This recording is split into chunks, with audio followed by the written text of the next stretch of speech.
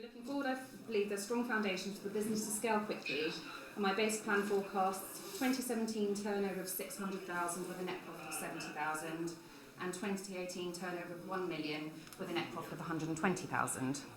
But I feel that with investment and the right support that I could accelerate these plans. I also really want to use my business to do good, and I've already raised over £14,000 for charities close to my heart that helped me through my own diagnosis and treatment.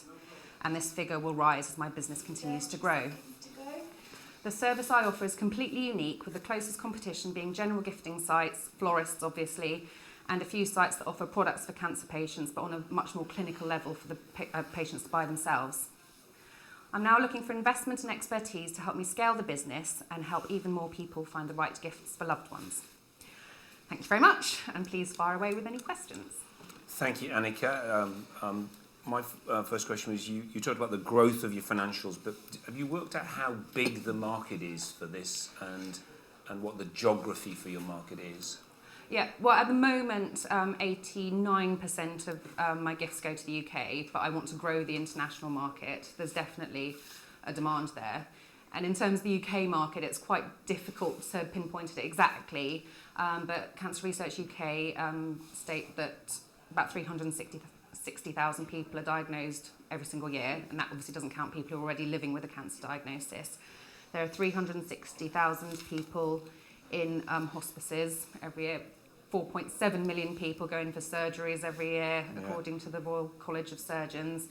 And that doesn't include private hospitals, people who are going in for non-surgical procedures. So it's the potential is massive, but it's very difficult because obviously there's so much overlap. So. And could I ask, what's to stop someone like, a big florist like Interflora saying that's a really great idea, and they've got so many resources and they can just stamp on that straight away?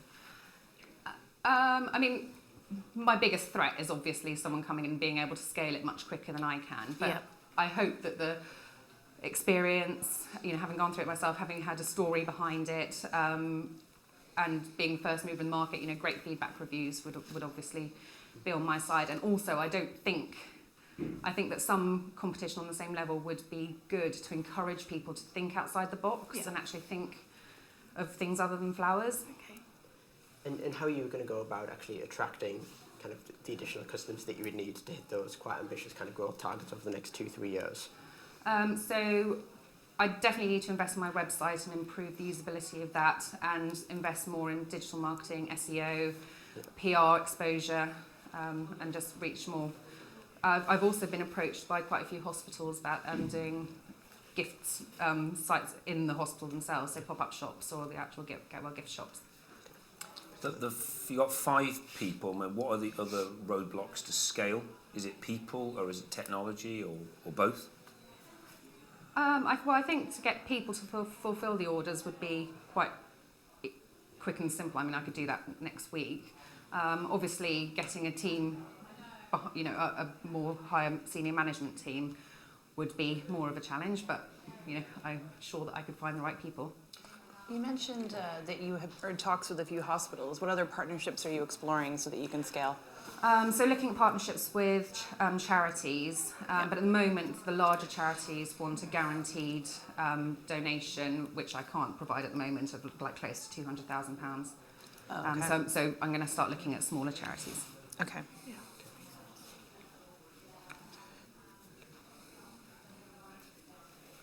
And technology, just interested in terms of, because obviously it's an e-commerce kind of business. I mean, is that scalable for you, or do you see investment on that front? Well, the basis of the website is there. I mean, it definitely needs a lot of work on it, because I've done everything myself. So I definitely need a lot of investment in terms of that. But, the basis is there. So fundamentally, with the right help and digital marketing specialists, I think it would be quite easy to grow. What domain name have you secured? Notanotherbunchoflowers.com, notanotherBunchoflowers.co.uk. Okay, so maybe just grab a couple of the international extensions. Okay. Would just be a top Just tip. out of interest, what's the price point? Oh, bought some gifts. Would you like to see Yeah. some? Shall I show you quickly? So the average gifting price is £32. So it's kind of, so that's a men's one. So kind of on par with an average bunch of flowers. Oh, lovely. This is actually.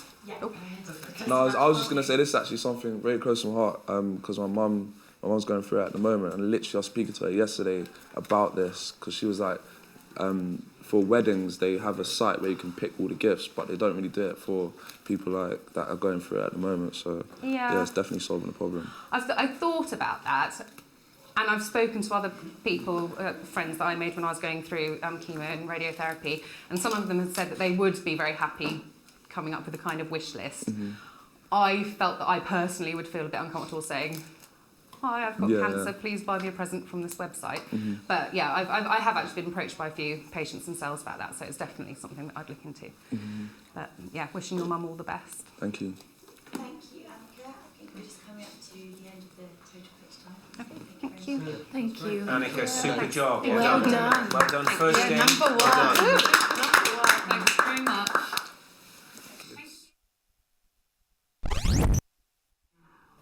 Hello everybody, my name is Mike Jones.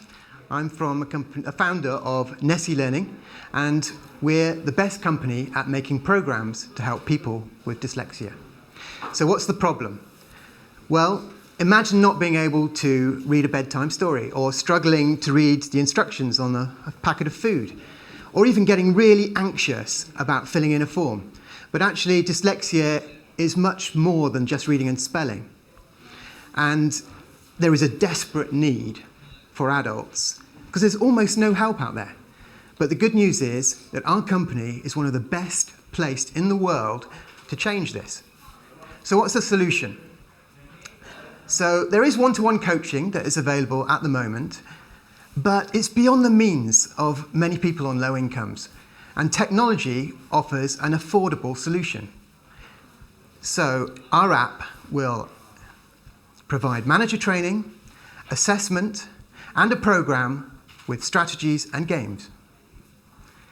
So what about the team? Our team, well, it's my life's work to help people with dyslexia. But a company isn't anything without the people behind it. And our team is really motivated and passionate. We've got all the bases covered with development and sales and marketing. But I suppose the bigger team is our connections with organizations and advisors around the world. Okay, so what about our advantage? Well, our advantage is our connection with those other organizations that are just as passionate as we are about dyslexia. But also, we've got a working model already for helping children, and we can use that foundation for our program for adults. Okay, so what about the opportunity? Well, 10% of the population have dyslexia. And the British Dyslexia Association are getting 18,000 calls to their helpline every year. And a massive 50% of that are adults. And what are they able to help? I mean, there's a government scheme called Access to Work that was never designed as a solution for dyslexia. It offers some assistive technology, some coaching, but apart from that, there's nothing. So, moving on to the financials. Our company has got UK revenue increase of 50% this year and 150% in the US. Now, the program would be made up of 6 modules. One of those modules on basic literacy would be free, but the others would be £20 each. And we'd be targeting large companies because over 50% of the workforce are employed by large and medium-sized companies. I'm going to have to get you to stop there. Okay. 3 minutes. Go straight into the Q&A. Okay, thank you, Mike. Well done. Good job. Just say a little bit more about the financials, about how big you think this company can become, say, on a 3-year or a 5-year horizon. Yeah, so we're looking at a 5-year plan, and we're hoping to take 5% of the market. So then in revenue terms, that would mean a revenue of 4 million in the UK and 12 million in the US. Now, that does sound optimistic, but that is the value of it. Good. And associated profitability with that? I mean, obviously, it's a an online product, but are you paying out for trainers and mentors, or is it No. a pure It's- pure profit stream off the back of We're a that digital revenue? company. Yeah. Yeah, so we can keep our team quite neat and tight. We are spread out around the world, but we're able to support our existing company, our existing programs with quite a tight team. So profit margin on your 4 million would be roughly ballpark? Margin even? That's a difficult one to answer, actually. Put on the spot, 50%. 50%? Okay, thank you. Do you think that this is something that the NHS would support? Possibly. It's not part of our business plan. Okay, so you're Well- looking just at directly to consumers as your business plan? We're going to be targeting large and medium-sized companies. Employers? Yeah. Okay. Hey, you made quite a bit of your partnerships Yes. being one of your kind of key advantages. Can you talk a little bit more about those? Yes, the British Dyslexia Association are on side. They're the main organisation in the UK. They're going to partner with us. And then what are they going to do for you? Sorry? What will they do for you? as a Well, partner? I mean, they've got all these adults calling up at the moment on their helpline, Yeah. and they're not really able to offer a solution. So they'd be able to say, well, yes, there's this program that we've been involved in creating, Yep. and it will help you. Okay. And in the US, there's the International Dyslexia Association that we're building partners with. They're the go-to organisation there. What kind of competitors do you have in the US? Well, everything that's there for adults at the moment is tutoring services. So there's the Barton system and the Wilson system of teachers that are trained and tutored, and they use these paper-based resources, which are effective and work very well, but it's very expensive. Okay. And not very scalable, I assume. Yeah. So do you see any other online tutoring in the market today? For children, there are some programs. Children, but Yeah. for adults, are you first mover? Yes. And the children's ones have really taken off. They've scaled quite well. Yes, I mean, our approach is game-based. Yeah. So that's very motivating. We use lots of fun video strategies. And well, I think people, when they're enjoying learning, then they really take it on board. Yeah. And for adults, it's quite a difficult thing because dyslexia covers such a diverse range of difficulties. But we definitely feel that we're in the right place to help them. Great. Is this an app? Or is it... Well, our existing program it's a web app. Mm-hmm. So it's online, it's in the cloud, and so you can access it on any devices. Okay. So tablets, computers, phones. Will the modules stay static or will you change them over time? The what, sorry? The modules, you said there's various modules. Oh, I think you always need to add in new content. I mean, we'd be using analytics software and feedback from people using the program to find out which are the most successful, which ones are the most effective, and then we can help sort of guide people towards those resources and add in new ones all the time. In terms of your team, what key resources do you need to grow? What type of resources do you need to grow? Yeah, the corporate and business market is not one that we've sold to before. So we're an education-focused company. So we're going to need to build really a new team to help market to that. And I mean, that's where Virgin would really help us. There's no better corporate role model than Sir Richard Branson in terms of dyslexia. And I suppose with the help of Virgin, we could really leverage some corporate support to help subsidise help for adults around the world. How many modules do you think somebody would need to really interact with to see a significant improvement? Well, I think two of the modules would have to cover off literacy. Yeah. So sort of like basic skills and then more advanced skills. But actually, organisation's a big issue for a lot of people with dyslexia. Memory is huge. Writing skills, really important as well. Then we've got a sort of general study skills like sort of revision and planning, all those sort of things. So on top of that, we've got assessment is really important, but a big part of the solution is also awareness within businesses. So line managers have an understanding of dyslexia. When you've got employees that are depressed, anxious, underperforming, they need support somehow. Thank very much, Mike. Oh, Mike, Thank we're you. out of time. Thank you, sir. Good Thank job. you. Oh, thank you Well very done, much. Well done. Thank you. Well Thank done. you. Yeah. Nice It's to lovely meet to meet you. you all. Sorry. Thanks. Thank you. Thank you.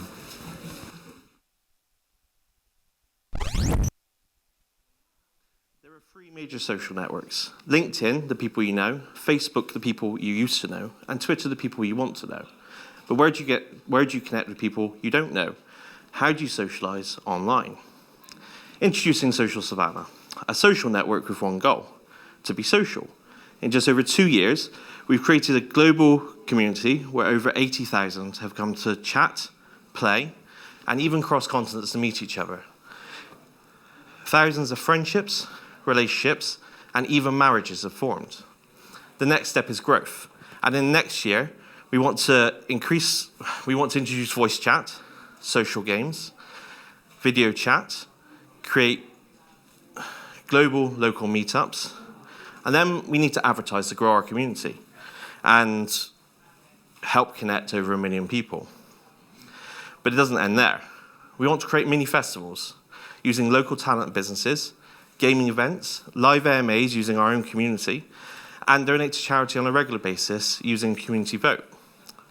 We're creating a story, an adventure, where everyone has their own place at their own pace, no matter where they are in the world. If you want to help us write that story, if you want to be part of that adventure, let's talk and let's make social network social again. That's it. Fantastic. Wow. Super sharp, James. Well done. Thank you.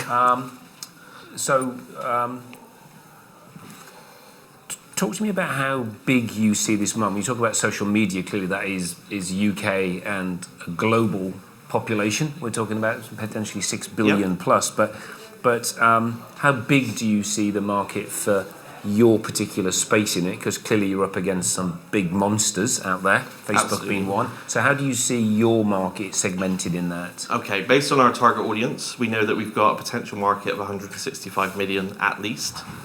We're aiming in the next year to reach 1 million, in the next 5 years, 10 million. But we also understand that to create a community and to create something where people can feel involved and have their own place in it, we need to sort of limit how big it gets. We can't get as big as Facebook because then we can't focus on the individuals too much.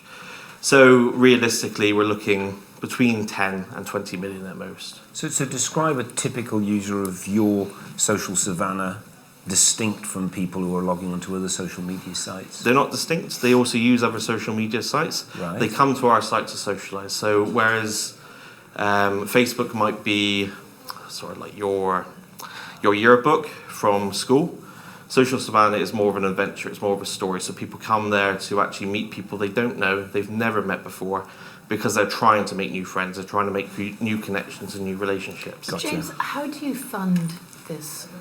I run a separate company. I run a web development studio. Okay. And that's what's funded Social Savanna up until this point. But how will this business be able to stand on its own 2 It's already feet? making money. Okay. It's at a loss. Yeah. We're making £500 to £600 a month, sometimes a bit more. But as we grow, we've got multiple avenues to actually increase the revenue. Do you have any sort of like in your business plan? Like we think that in a year we'll have this kind of turnover, and then in 3 years we'll. Yeah. So in a year, we will be making a profit. In fact, in 6 months after getting investment, we will be breaking even. A year, we'll be making a profit. Yeah. I haven't ascertained Turnover how much or- profit we can make because there's some unknown variables, especially Okay. with advertising, which would be one of the core models to make Okay. revenue. Okay, can you just talk about some of the other kind of models for actually kind of monetizing this? So you mentioned kind of advertising is going to be one. What are some of the others? So we've already got subscriptions, Yeah. and we've got very basic advertising. Now, advertising for us, the average user on Facebook is worth sort of £80 or £90. For us, we envisage much more because it's a very targeted audience. Many of them don't like using Facebook or Twitter or LinkedIn, so there's potential that advertisers can advertise someone they can't advertise there. Plus, the adverts that we'd be going for are more engaged. Yeah. We've also got a credit system, so people can take surveys, they can watch videos, all this sort of thing, which then gives them credits, but then we make money from that. Okay. What's the age group and what sort of security measures have you got in place just in case? Because it feels like you're encouraging people to meet up online. What sort of security? would be in It's place? 18 to 34. We've had some meetups already. So we had one in London last year. About 60 people turned up, and we didn't have any security precautions. We didn't feel that we needed them of that size. When we look at mini festivals, that's something that we need to look at closer to the time, rather. It's not something that we've actually looked into at the moment.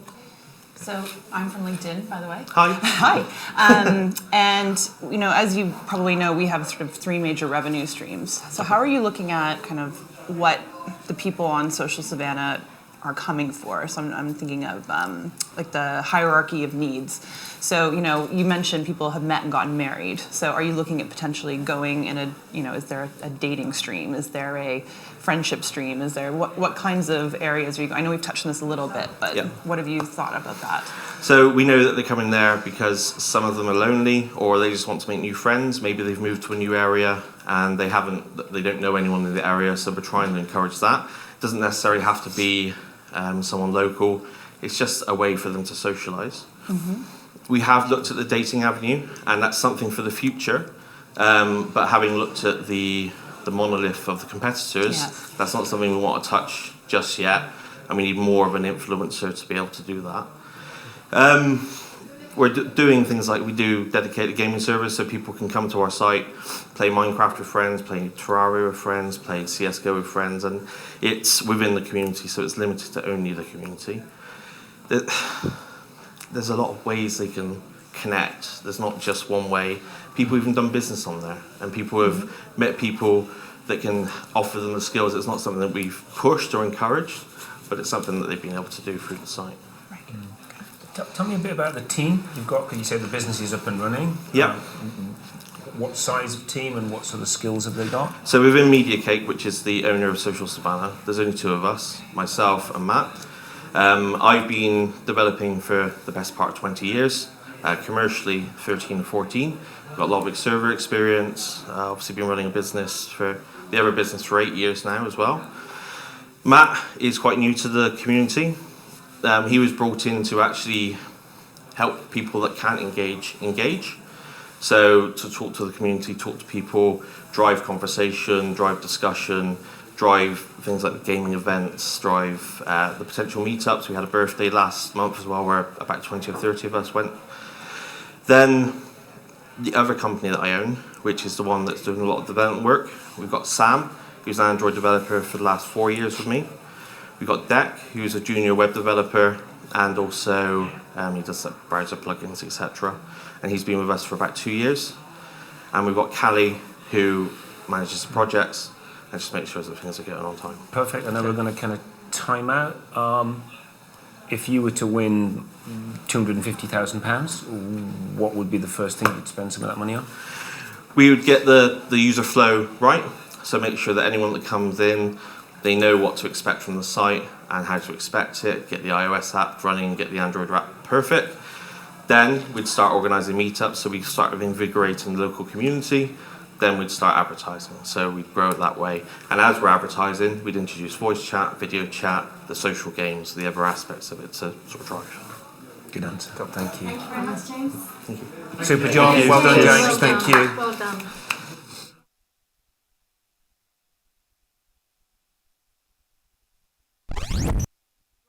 We have all the answers.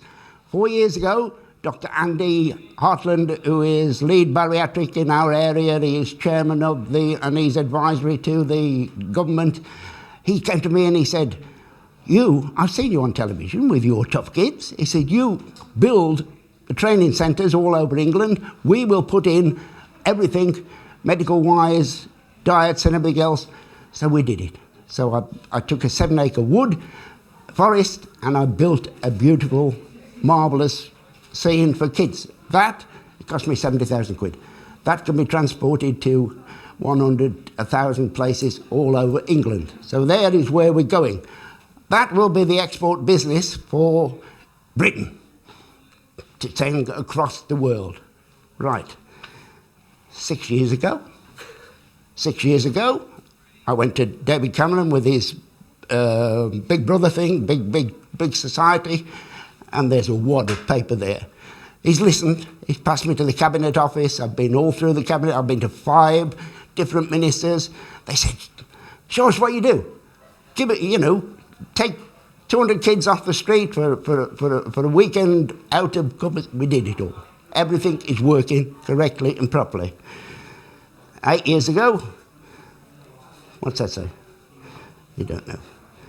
16 years ago, I built a peace garden. I planted 2,000 trees to Jesus to put his teachings around the world. Peace is what we need in the world. So we are building massive peace gardens all over the world. I am known throughout the world as the creator of obstacle running. That is a new, wonderful business that's growing. 15 million people. They all want to come to England. 55 countries come over. They visit us every year. 20 countries want us to put Tough Guy in their province and everything else. We are going to take them the obesity problem. 20 years ago, I refused to be the first reality show on BBC TV. It was all set up, it was all made before Castaway's Big Brother. I refused it because I wouldn't be here today talking to you if I'd have done that. I'll tell you the reason later when you ask the question, why.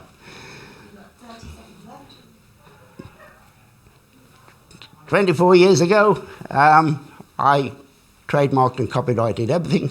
So we are here, the creators of obstacle running that's going to go all over the world. So we've nearly run out of time. And I can tell you, when you ask the questions, about 30 years ago when we created it, 40 years ago when I started jogging events and everything else, worked with Chris Brasher, built the London Marathon, I'm experienced. Thank you. Well, thank you, Billy, for that presentation.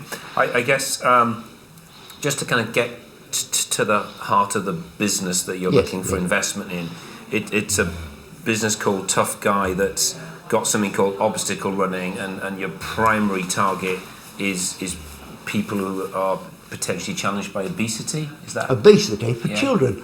Obesity for children is the group that you're targeting. Yeah, 13-year-olds have got diabetes 1 and 2, and that is why they came to me and said, let's do something about this rather than the gastric bands. There is the main business that we want to put through England. Right, okay. Billy, what is obstacle running? It is an army assault course in a countryside peace garden. You know, we've got 200 acres, we run them all over that, and people get the feeling of friendship, sharing, loving each other. It all comes through putting people into fear. Fear joins up the family circle. Fear makes you all feel one. He makes me feel a little bit afraid. What do you do? He is the next generation. I am 80 next year. He is the next. If I don't wake up tomorrow morning, these are all, the ghost squad are all prepared to take it on board, make it work. Okay. So I've built my legacy. So how many people have been through the obstacle running course to date? Pardon? So how many people have actually been through the Tough Guy programme? Have done the We take 7,000 people every year in January in the hard thing. That's a limit because I'm not greedy.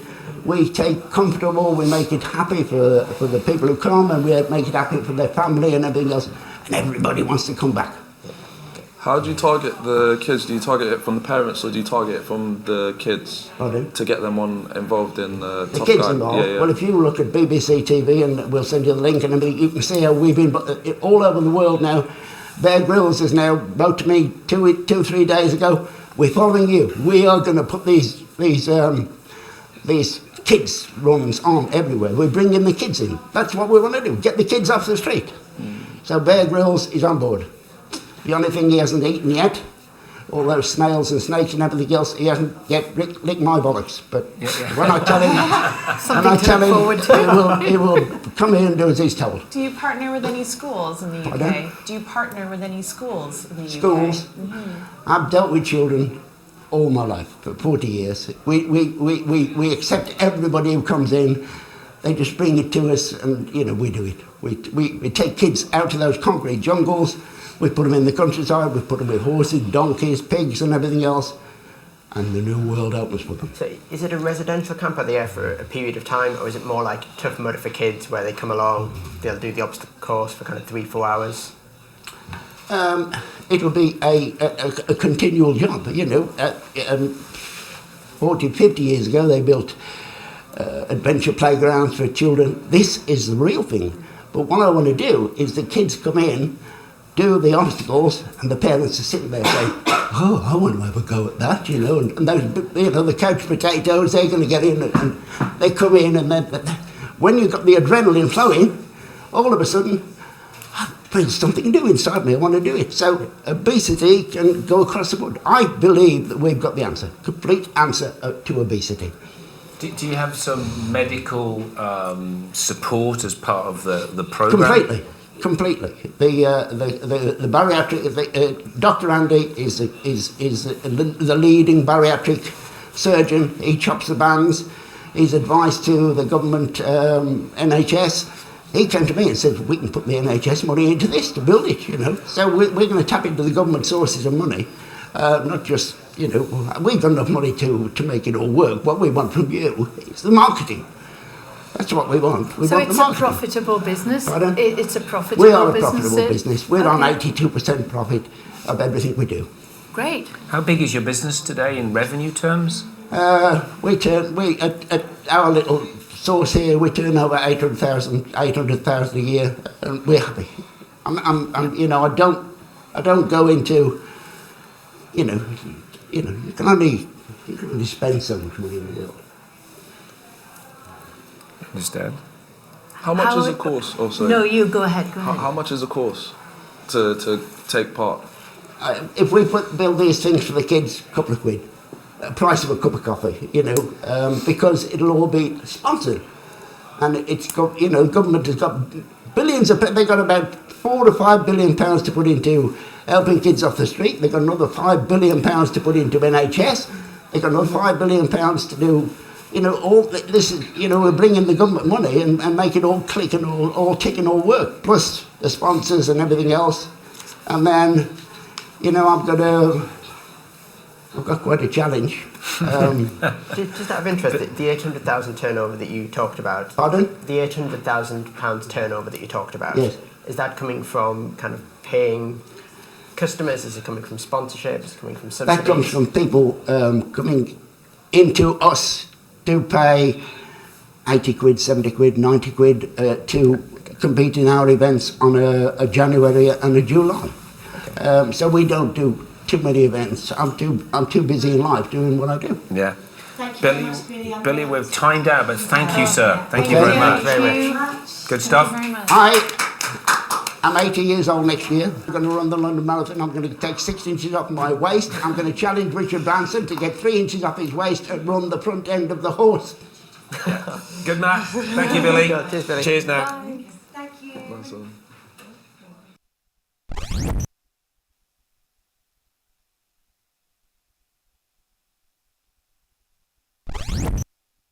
Curiosity, confidence. These are all skills that we know are needed in the 21st century workplace, and we know that they can be taught. At Stride, we're passionate about enterprise and giving employability skills to the next generation, skills that they're not currently getting at school. And that's where we come into our stride. My name's Elena, and together with my business partner Nikki and our talented team of presenters, we open young people's minds to the world of business and enterprise. Our courses take children on an entrepreneurial journey, and we teach them the 4th R. That's real life experience. We encourage innovation, we give children real cash to make their business ideas happen, and we do the teaching. Nobody is doing what we're currently doing. We take a real life experience and we combine it with sound theoretical business knowledge. We're uniquely placed to do this. We ourselves have strong hands-on business acumen combined with an in-depth knowledge of our target age group, which is 10 to 13-year-olds. How enterprising are we? In just 2 years, we've delivered 29 courses. We've inspired over 700 children to launch 100 mini businesses that are on target to raise over £8,000 for their schools and charities. And how enterprising could we be? Well, the marketplace is 20,000 schools, and that's just in the UK. We're already profitable, and we're debt-free. We've developed 3 revenue streams. First, we sell direct to schools. Second, we sell CSR packages to businesses. And third, we consult to the third sector. We're ready to scale up. Our product is proven and our systems are in place. We've got an associate model ready to go that will drive UK growth both within and outside of London. The timing is right. The education system will have to adapt. In 3 years, we predict we can turn over £1 million and reach over 15,000 school children with the enterprise and employability skills that they need to succeed in the 21st century workplace. Today, I'd like you to help us to really get into our stride and take our business to the next level. We know there's a need, and we know that we have the expertise and the business model to make it happen. Thank you. Thank you, Eleanor. Thank you. Good job. Can I just put out a little couple of bits of information for you? Just that's us in action. Somebody recommended we must bring the children with us, and I couldn't, so they're there. Thank you. Target of 10 to 13-year-olds. Yeah. What do you see as the ongoing relationship with those kids as they come through that kind of program? Because you're creating mini businesses. Is it then left with the schools to run with, or do you stay with them? The important thing is their experience, and it's a one day. They sell at a school fair or a similar event, but they're tasting business, they're tasting profits, they're handling money, they're getting financial capability skills. So it's about that experience. There is provision further up the school range for children when they get towards school leaver age and start thinking about careers. So we're really going in at a younger age when they're really receptive to new ideas and hungry for new experiences. Right. You mentioned in your pitch that you're uniquely placed to deliver this. Why are you uniquely placed? Because there is a range of often parents who have been in business in a wide range of businesses that have bags of experience to share. Often they have taken a career break for family reasons and they are ready to re-enter the workplace, often women, and they know the target age group. So they've got this great combination of business experience from their professional background, from their working life, and knowledge of our 10 to 13-year-old age group. So that's where you're imagining scaling your team through? Yes, that's where we see, not exclusively, but a lot of our workforce will be parents, ex-professional parents, and often women who've taken a career break. Is this kind of young enterprise for a younger age range? There are aspects of young enterprise, but we really are different because we give the children cash to make their business ideas happen, and we teach these children. Young enterprise send children off on their business experience, but they kind of have to find their own way, whereas we equip children with both the knowledge and the money to make it happen. What's the kind of financial model behind it? Where does the kind of revenue come from? So we sell direct to schools and we charge them for our courses. We've also secured this year a national pub chain who are sponsoring our courses into state schools where budgets are much tighter and there's not the finances available for schools to spend on this. And we've also been commissioned by the Mayor's Fund for London to run some enterprise workshops. So we're involved with the third sector. From our revenue, our gross profit currently this year is at 40% and our net profit 20%. So we're already a profitable business. And what revenue this year? We are on target for £50,000 this year. Okay. And what would a typical course cost for a school? When we sell direct to schools, it's £1,750 per school. Our CSR packages and our third sector consultancy work varies, depends on what we're being asked to do. And a course lasts how long in a school? So generally it will be over a term, it will be 8 sessions of a double period, like an hour a week. So we're regularly going back, creating a relationship with the children, giving them the knowledge week on week. And then if you have a look through our, this is our structured course book, they practice everything that we learn together. They go through this structured workbook, planning their budgets, their marketing, their production, and finally they have to pitch, a bit like me. So this is payback for me because all of our 29 courses have had to do perfect pitch, and I tell the kids, you'll be fine, it's just a load of judges. And now here I am having to do the same as the kids. So they have to do this before they then finally go on and sell where we give them another float and they go out and they sell their products and they all make a profit. So they taste real business. A real quick question. Is it going to be an issue having a sponsor that's a sort of an alcohol company going into schools? We really thought that, but we are so can-do at Stride, and we have discovered that pubs are very community-minded and they're very family-friendly these days. It's not the traditional view of a pub. And some of the schools that we spoke to were reticent initially about the association, but actually a pub is really a family place to go for a meal out.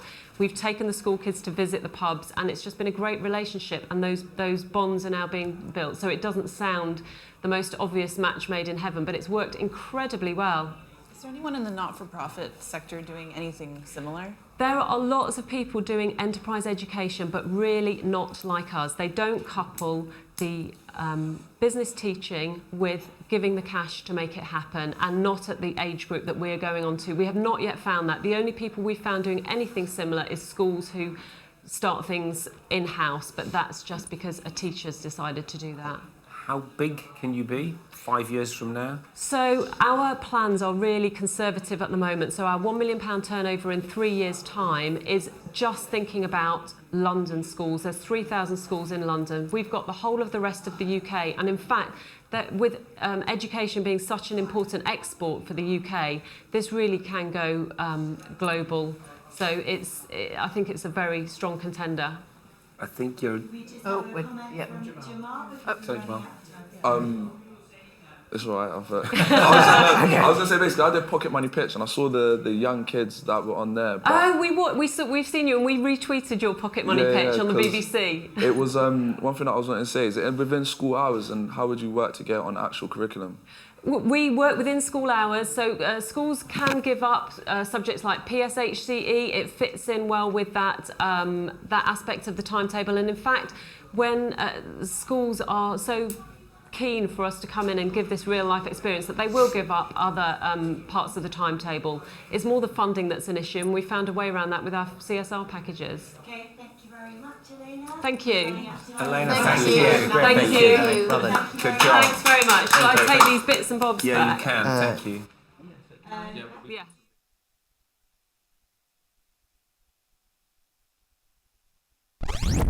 Go for it.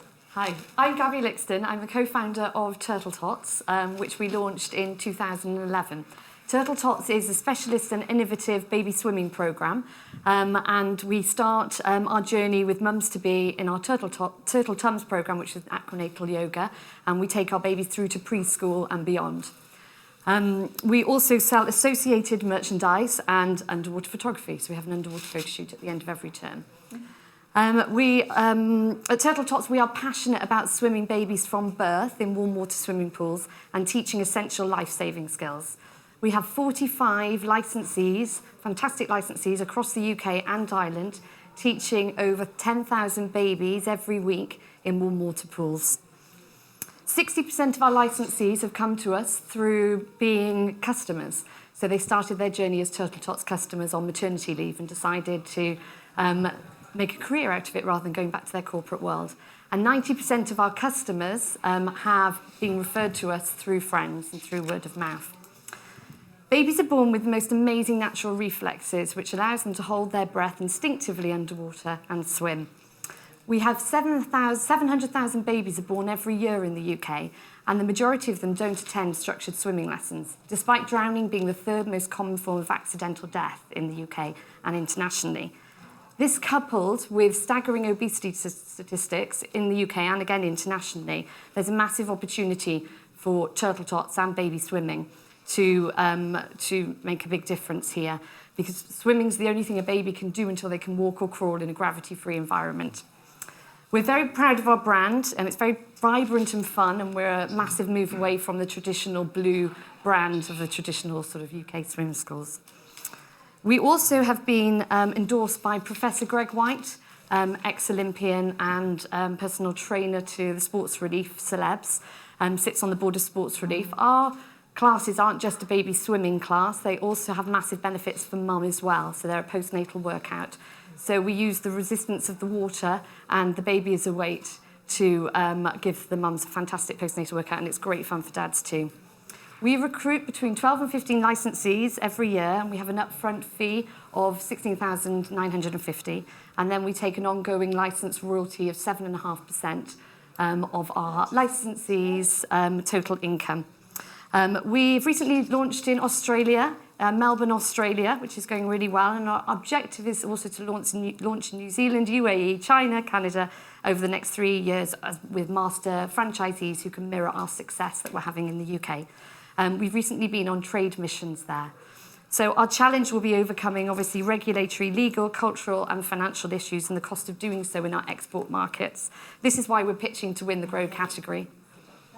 Good stuff, Gabby. Super job. Well done, considering we took a few seconds at the start. So, you're obviously going global. How much turnover have you currently got, and how do you see that at, say, a 3 and a 5 year point? Yeah, sure. So we've doubled our turnover year on year for the last 2 years.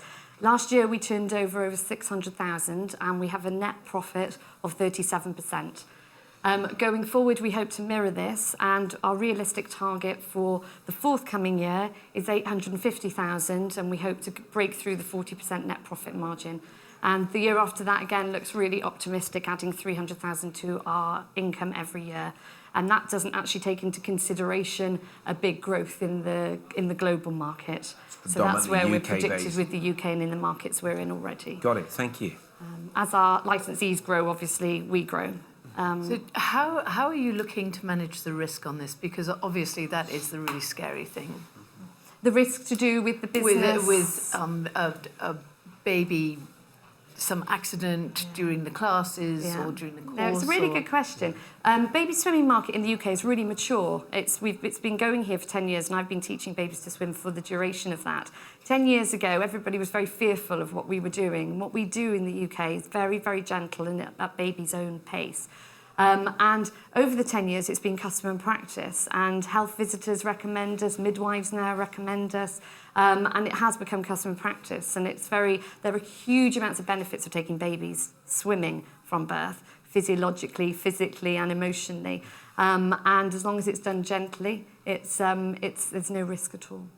And what the exciting thing about our growth globally is that we're very ahead of the times here in the UK in terms of what we do. Even in Australia, they only take babies swimming from 6 months onwards.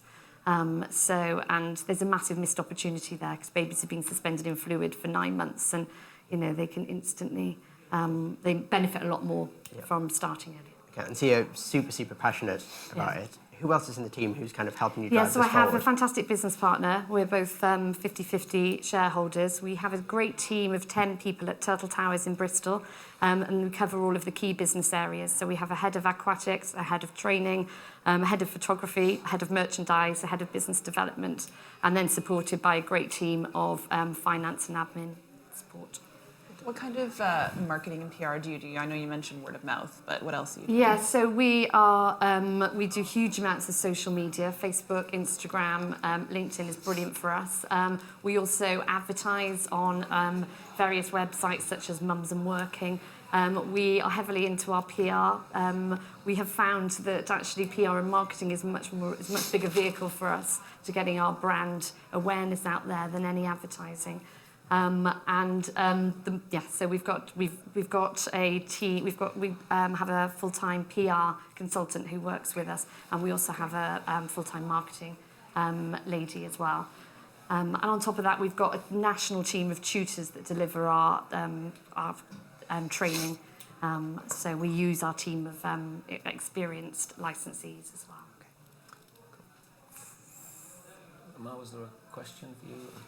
You see if the age of the babies. I haven't got a question. You don't? No. It's okay. It's okay. Super job. Yeah. So it really was a super job. Fantastic. Thanks very much. Good job. Thank you. Thank you. Thank you. Thanks very much for getting ready super quick. That's okay. My kids are too old now. Maybe grandchildren. You've got it. Yeah.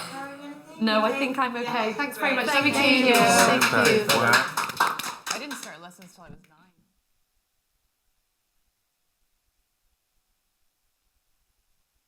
9.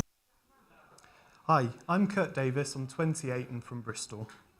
At the age of 10, I was diagnosed with dyslexia and told I would never be able to sit a GCSE. I started Securist 7 years ago from my bedroom with nothing but a pack of business cards. In the first year, we had just one customer with a turnover of 35,000. We now have 47 customers and a turnover of 550,000, and we're making profit year on year. Our clients' concerns is the UK threat level is at severe, and crime has increased by 2.5%. The private security industry in the UK is worth over 6 billion, with over 11,000 registered security companies.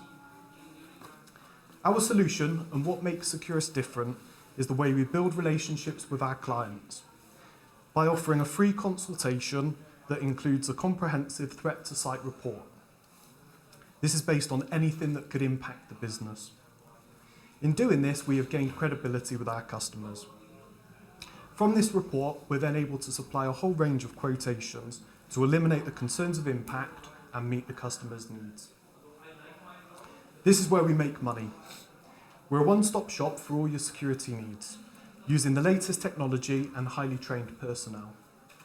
Whether it's a security guard or alarm response officer to installing CCTV or a door entry system, we do it all. We have learnt that most companies don't have the budgets to spend money on a problem that hasn't happened yet. So we've come up with pay monthly and rental options. Because of this, we've made it easy and cost-effective for you to secure your business. I can see you thinking this sounds expensive, but with our innovative pricing model and low overheads, we're able to deliver cheaper than our competitors without compromising on quality. We know this works because 87% of our customers either renew their contracts with us or take up additional services. I monitor our customer satisfaction through quarterly emails with 94% returning good to exceptional, accompanied with good testimonials. I have recruited experienced managers to form part of my team to ensure we're capable of executing Securist's business plan. Now is the right time for a competitive, forward-thinking security company to grow within the industry. I feel the reason we haven't boomed yet is because nobody has heard of us.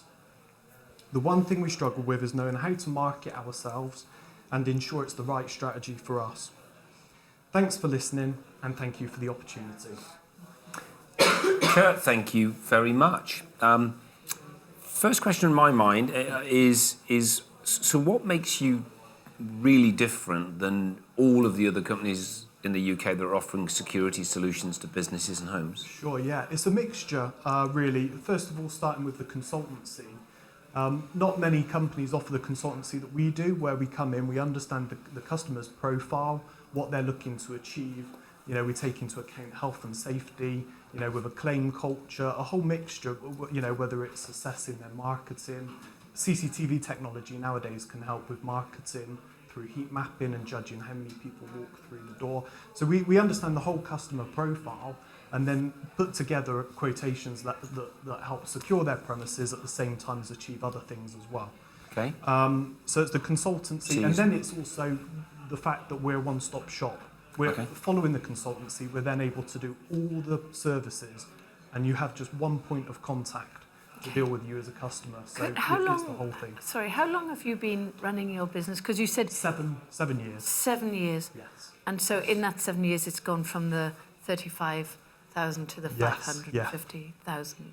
Yeah. And well done, you're profitable. So that's Thank you. Yeah, thank you. I really like the idea that you've kind of switched up security and almost provided it as a service on kind of a monthly basis. Yeah. Has that allowed you to access kind of an area of the market that would otherwise be kind of unaffordable to some kind of small and medium-sized business? Definitely, yeah, definitely. I mean, you know, there's massive risks out there to businesses that, you know, it's not just the actual kind of crime itself, for example, it's the knock-on effect with production. So, you know, there's a much bigger picture that affects a business following a crime. And yeah, it's the smaller businesses that can't afford it. So we really have kind of hooked on to that with the small to medium-sized enterprises.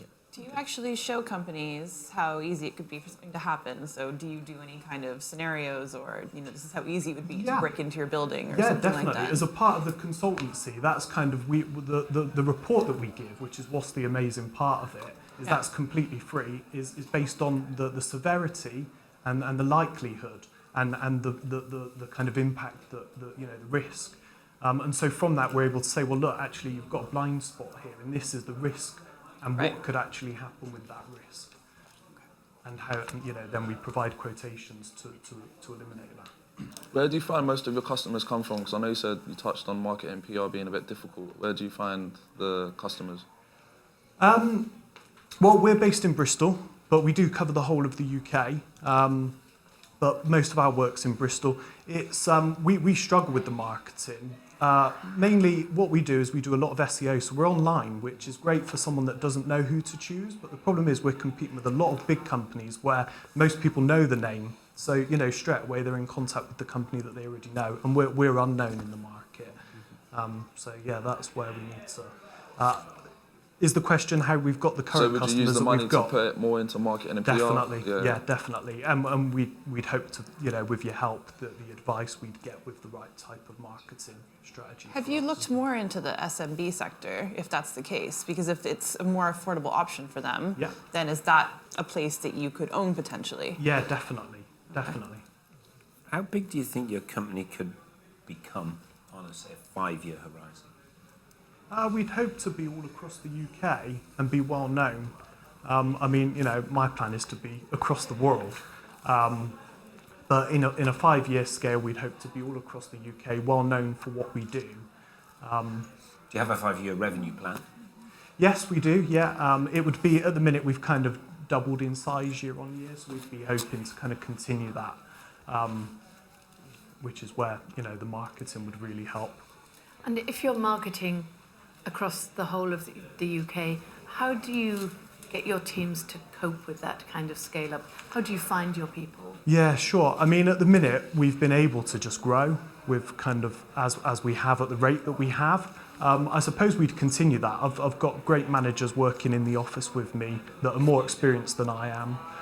So, I'm sure they'd recruit the right staff to be able to kind of grow as our marketing, develops more sales. And potentially franchising would obviously always be an option as well. Other than online and SEO, have you done any specific marketing campaigns or PR outreach? No, it is just online really through social media, and our website does rank really well. Okay. Great. Thank you. Thank you. Good job. Super job. Thank you so much. Well done. Thank you, Kurt. Good to meet you. Yeah, good to meet you too. Thank you ever so much. Cheers. Bye-bye.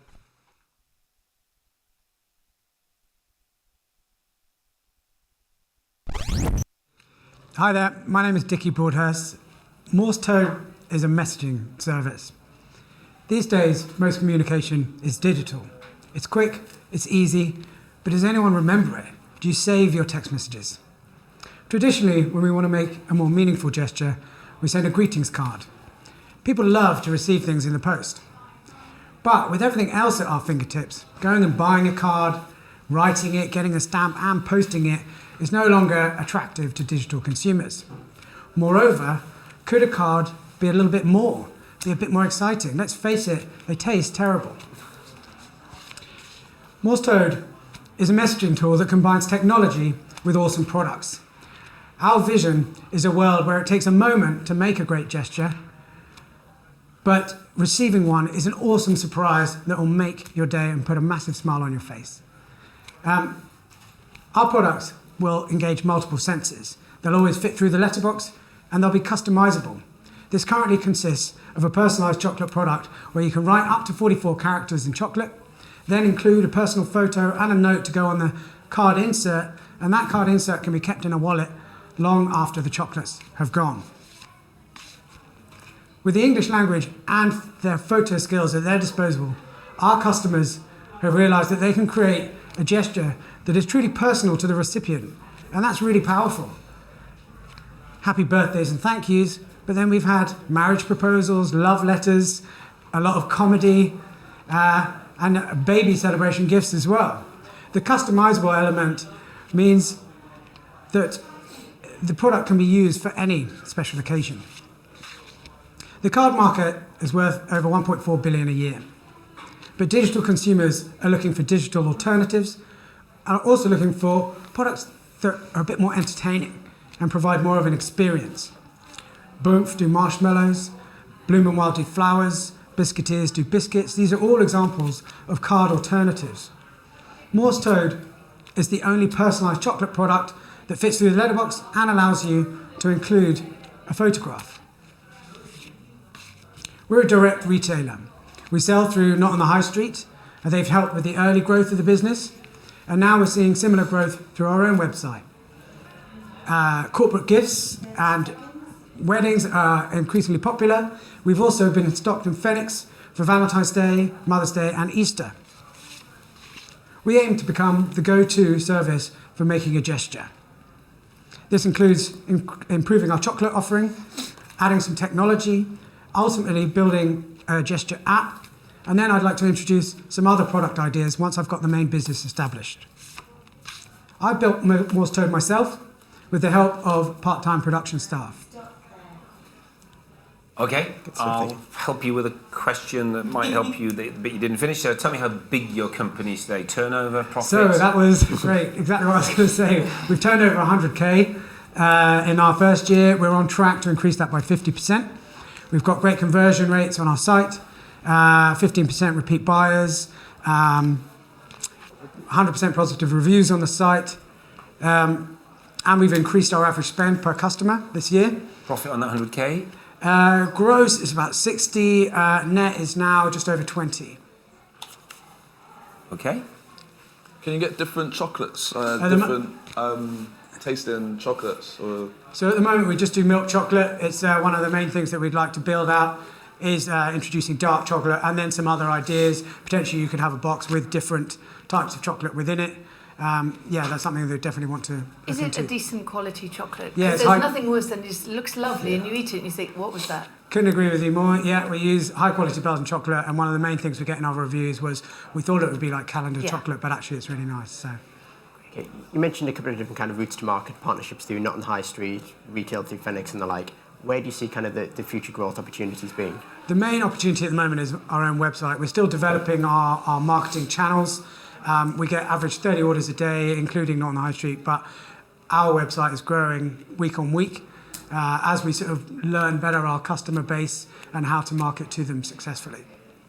One thing I've noticed since moving to the UK is that there's just chocolate everywhere. Mm-hmm. There's so much chocolate. So how do you feel that you stand out in this market? Well, I agree, and there are other chocolate products where you can write a message in it. I want to build a kind of gesture business that introduces other products as well. For now, we're focused on the product, on the personalised chocolate and introducing different flavours. We've got a lot of messages. You know, I come up with a lot of message ideas that prove really popular and funny for different kind of occasions. So, could it be in Morse code, Morse Toad? Well, actually, there's Morse code on the box there. So there's a secret message hidden in Morse code on the packaging. Fantastic. I like that.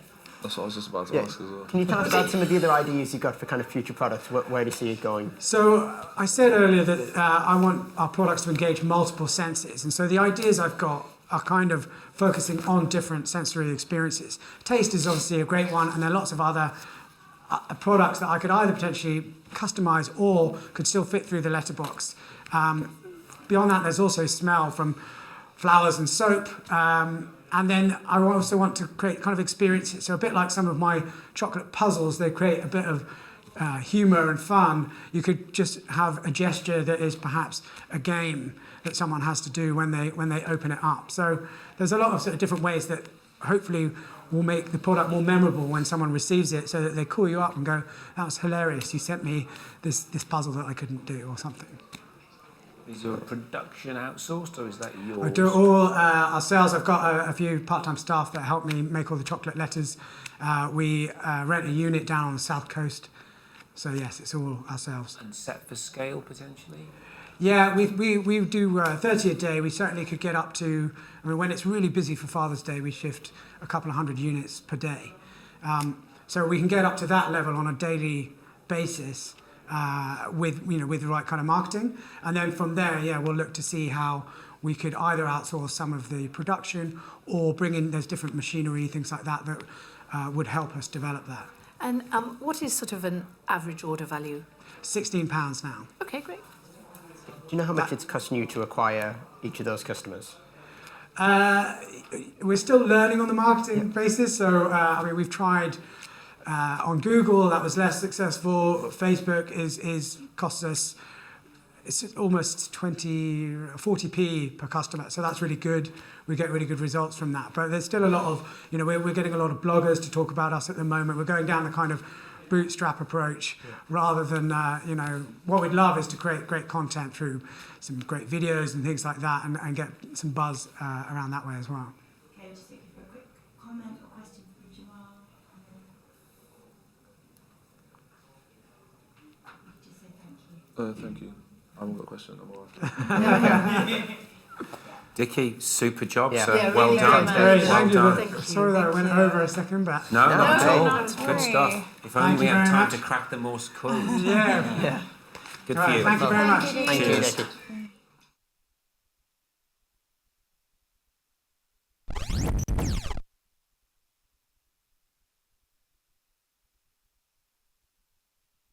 John Myers of My 5 World Changers. I've been an executive coach for 7 years, and what frustrated me right from the start was that only the rich, the very rich across the globe, can afford really top quality coaching, International Coaching Federation coaching.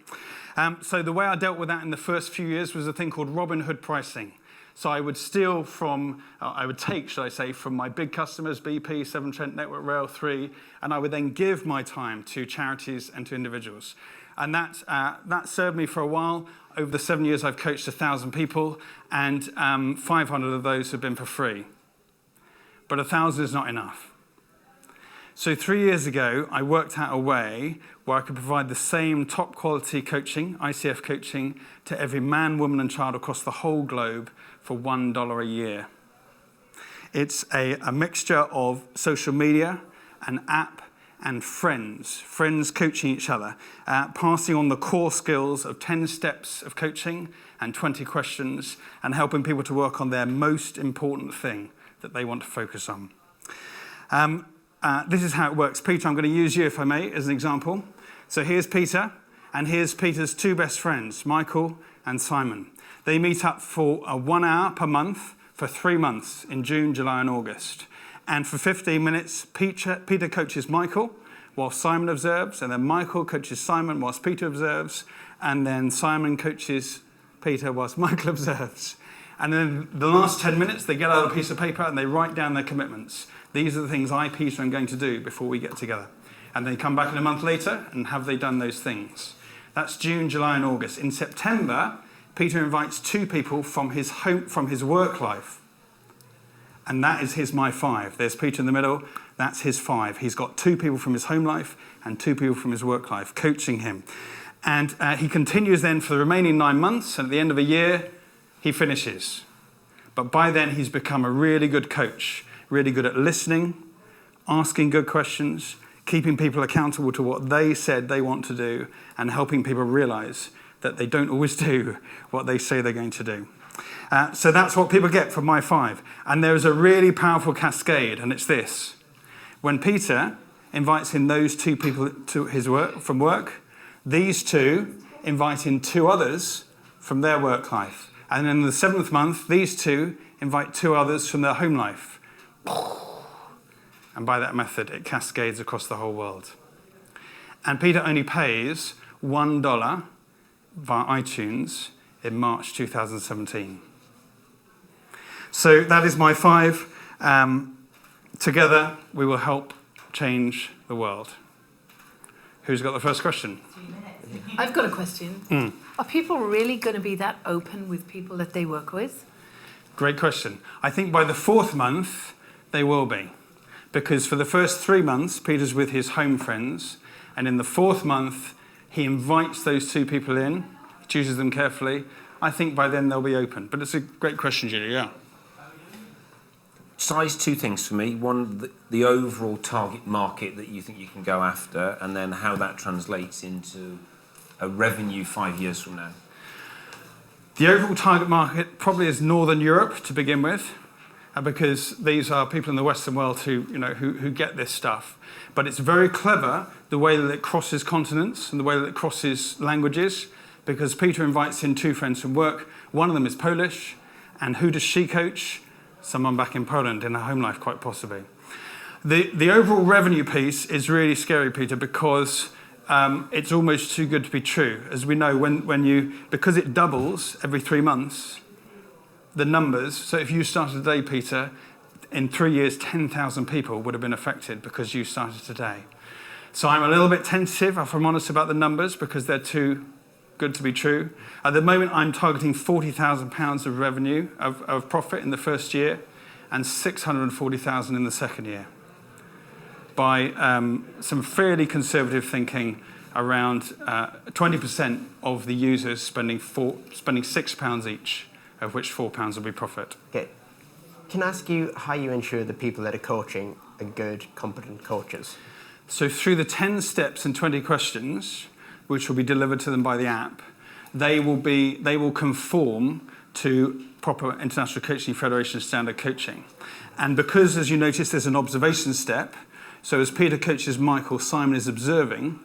If Peter slips up during that time, Simon will comment on that in the 4th minute and the 15th minute and say, Peter, that was really good, but I think you were a bit, you were kind of mentoring him there, Peter. You need to coach him. You need to ask your questions more openly, etc.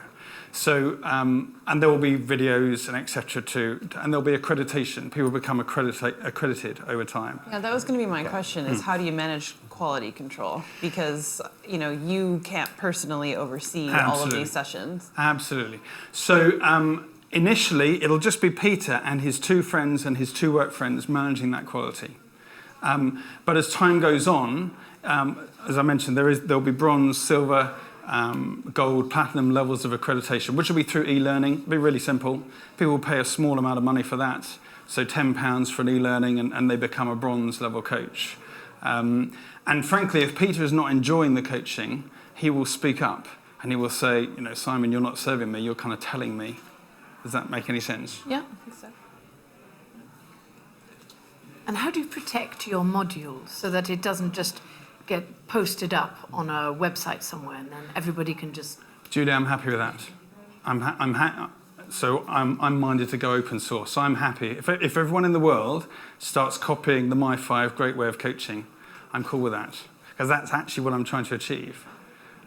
So at the moment, there's no firm regulation of coaching. The International Coaching Federation is probably the best body, but there's no real firm regulation. And there was life coaching 4 or 5 years ago, and it fizzled out to an extent because of that very point. So Danielle's point about how do you keep it to a good quality. So if people copy the 10 steps and the 20 questions, I'm cool with that. So do you then start relying on donations? Yeah, there is a donation element to the model. Yeah. Because there's a point, Andy, where you've had a whole year of tremendous coaching, 21 sessions, yeah, and you've only paid $1, and you're feeling a little bit dirty about that. You're thinking, yeah, what can I pay for this? Yeah. And at that point, you see a little doctor's surgery in Burundi, which is saying, look, we want to provide coaching to these 20 people. Andy, do you want to pay their $20? You say, oh yeah, sure. Have they got smartphones? Have they got? Because of course, a lot of people won't have an app, so some of it will be on paper. Yeah. Okay. Can people grow into coaches to train other people as well? That's it, Jamal, exactly it. So the whole model is you coach people how to coach other people. And that's what I've been doing for the last 7 years. And even the people that are outside of your work friends and your family, or is it just strictly to... That's a good question. I'm minded to say that it's strictly to the 5 initially, because at the end of a year, you will have had a really good go. And then at the end of the year, Jamal, you might say, do you know what, I want to offer it more widely. And if that's you, as Danielle was asking, you'll go down that accreditation route. So you'll say, I want to do this more to other people. So if you were in a facilitation environment on a council estate or whatever, you would go that route. Because coaching is so powerful, it's not telling people what to do, it's asking them what they want to do, and then enabling them to do it. Okay, thank you very much, John. Thank you. John, super job. Thank you so Lovely, much. thank you very much. Thank you.